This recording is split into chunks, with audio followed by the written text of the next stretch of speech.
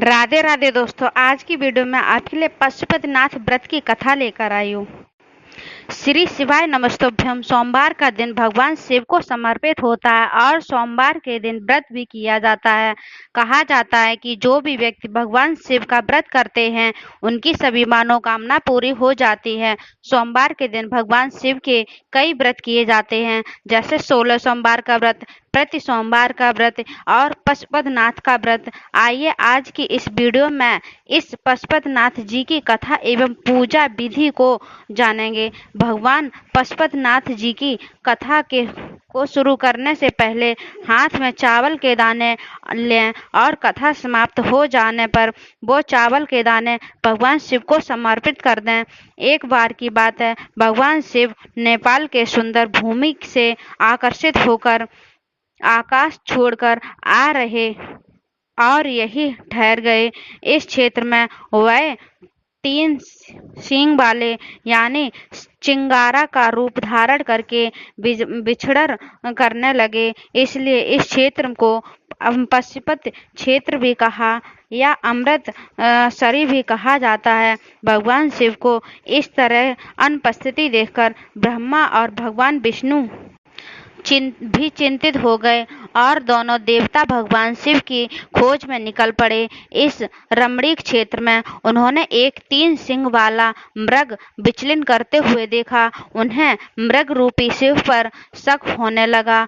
योग विद्या से ब्रह्मा जी ने तुरंत पहचान लिया कि वह मृग नहीं बल्कि भगवान शिव हैं। तुरंत ही ब्रह्मा जी ने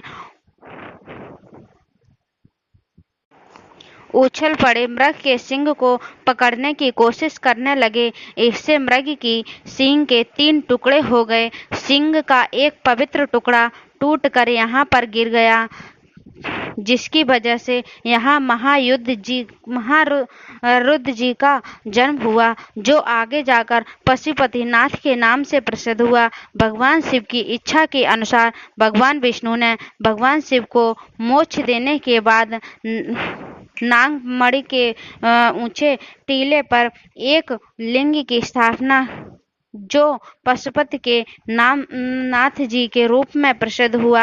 आप पशुपति व्रत जिस सोमवार से करना प्रारंभ कर रहे हैं, उस सोमवार को स्नान करने के बाद स्वच्छ वस्त्र धारण करना चाहिए और 5 सोमवार तक व्रत करने का संकल्प लेना चाहिए। फिर आप अपने आसपास के मंदिर में जाएं। आप जिस मंदिर में पहला सोमवार यानी पहले व्रत के दिन करें, उसी मंदिर में आप 5 सोमवार को जाना आवश्यक होता है। मंदिर जाने से पहले अपने कांसे की थाली में धूप, दीप, चंदन, लाल चंदन, बेलपत्र, फूल, फल लेकर जाना आवश्यक है। आप भगवान शिव का अभिषेक करना चाहिए। इस थाली को घर वापस लेकर आए। पशुपति व्रत में ये 2 समय सुबह और शाम पूजा होती है। जब आप शाम के समय यानी प्रदोष काल में मंदिर जाएं तो इस थाली में मीठा प्रसाद और 6 दीपक घी के लेकर जाने चाहिए। मीठे भोग प्रसाद को बराबर 3 भाग में बांटकर देने चाहिए। 2 भाग भगवान शिव को समर्पित करना चाहिए और 1 भाग जो बच गया है वह अपनी थाली में वापस रख लेना चाहिए।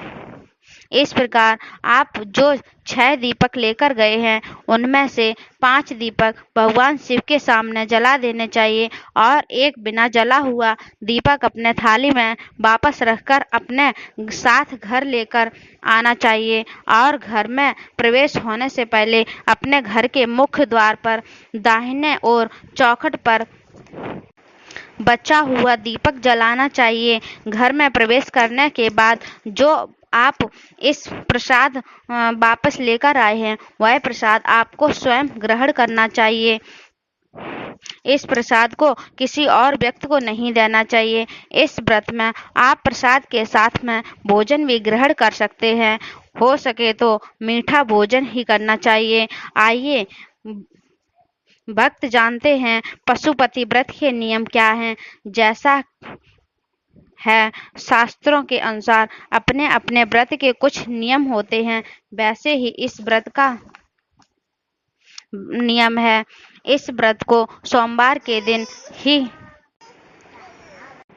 व्रत में सुबह और शाम को प्रदोष काल में मंदिर जाना अनिवार्य है। किसी कारण अगर आप व्रत करने में असमर्थ हैं तो उस सोमवार को व्रत नहीं करना चाहिए।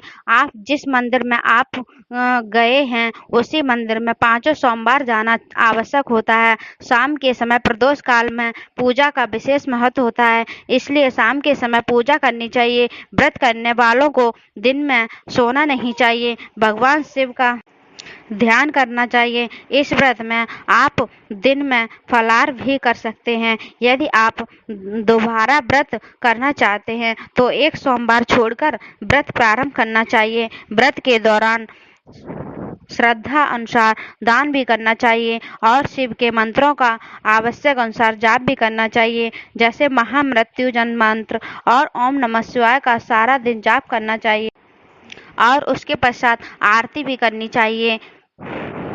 जो लोग सात्विक भाव या नियमों से भगवान शिव जी की पूजा करते हैं उन्हें मनवांछित फल की प्राप्ति होती है। इन व्रतों में सफेद वस्त्र धारण करके सफेद चंदन का तिलक लगाना ही पूजनीय है तथा सफेद वस्त्र दान ही करना महिमा है तथा अपनी इच्छा अनुसार व्रत करके उद्यापन करना चाहिए। ओम नमः शिवाय। अगर आपको वीडियो अच्छी लगी हो तो प्लीज सब्सक्राइब करें और बेल आइकन को दबाएं ताकि आने वाली वीडियो की नोटिफिकेशन आपको सबसे पहले मिले। कमेंट बॉक्स में हर हर महादेव लिखना ना भूलें। श्री शिवाय नमस्तुभ्यम।